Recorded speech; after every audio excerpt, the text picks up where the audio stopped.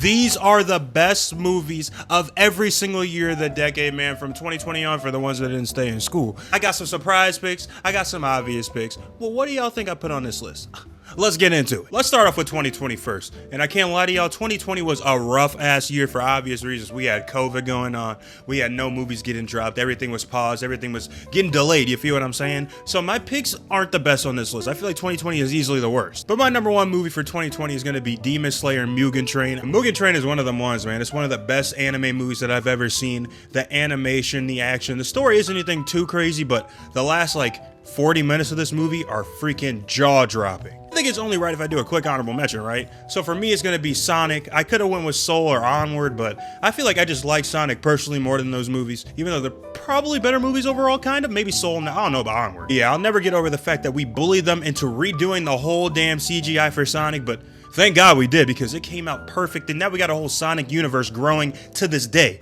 Hell yeah. The difference between 2020 and 2021 is night and day. I'm not gonna lie, we got some bangers this year, but we also got some stinkers. We got things such as Dune, Spider-Man Don't Look Up, The Suicide Squad, Last Night in Soho, Black Widow, Shang-Chi, Black Phone. We had a lot of hits this year. You feel what I'm saying? Or movies that should have been hits. You feel what I'm saying? Some of those movies suck. But I can only pick one. I guess two. You knew I was gonna pick though. Let's be honest. I'm a big Spider-Man fan, so of course Spider-Man No Way Home is gonna be my favorite movie of 2021, man. Easily, by the way. I could have went with Shang-Chi for my second though, but I'm gonna give it to James Gunn's The Suicide Squad. This movie surprised me. It came out of nowhere. I was like, this is one of the most hilarious superhero movies that I've ever seen. I'm so mad this movie didn't make more money, man.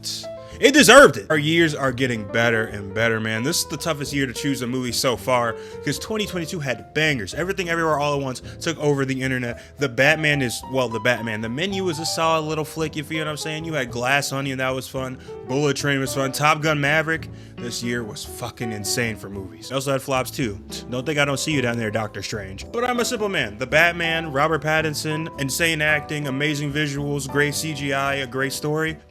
This is the movie of the year with ease. I know this is going to be the most controversial year so far, though. I'm not stupid, you feel what I'm saying? There's going to be some people that want everything everywhere. There's going to be some people that want this next movie I'm about to say. I would not blame you whatsoever if you pick Puss in Boots: The Last Wish, though, because talk about surprises. When I went into this theater to watch this movie with my girl, I was like, well, I'm expecting this to be a fun time. We can get some colors in, you feel what I'm saying? Because we were still at the early stages at that point, even though y'all don't really care about that.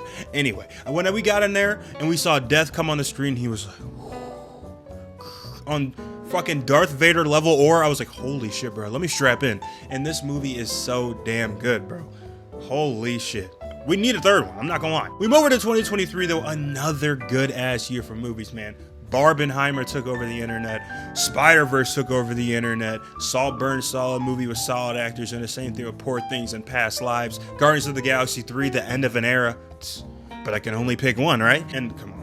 I'm sorry, I'm telling you, some of these picks are going to be super obvious. Spider-Man Across the Spider-Verse, I already told it is my favorite Spider-Man movie, so it has to be my favorite movie of 2023, right? But in a shocking pick for my honorable mention, I'm going with The Iron Claw. It's a story about a wrestling family that dealt with one of the most insane tragedies of all time. If you haven't seen it, if you haven't heard about the story, if you don't want to watch the whole movie on, even though it has some of the best actors we have working right now, like Zac Efron, Jeremy Allen White, etc., at least read about it, because the story is just, it's insane, bro. Moving over to 2024, though, I feel like this year was very top-heavy when it came to banger movies. You know, Deadpool and Wolverine, Dune Part 2, Challengers. We had some big movies come out this year. Inside Out 2, The Wild Robot. The one that stands clearly above the pack is going to be Dune Part 2, one of the best sci-fi movies of all time. I think it's comparable to those of Star Wars: The Empire Strikes Back. Yes, I'm one of those people. A star-making performance for Timothée Chalamet. Zendaya did her thing. Florence Pugh did her thing. Everybody in this movie fucking acted their ass off. I love this movie, man. This is a 10 out of 10. I couldn't decide if I wanted to pick Alien Romulus or Inside Out 2 for my honorable mention, but I'm going to give it to Alien Romulus for the simple fact that I went to it thinking it was going to be decent, thinking it was going to be solid, and it blew my expectations out the fucking water, bro. Especially the last 20-25 minutes of that movie. Wow.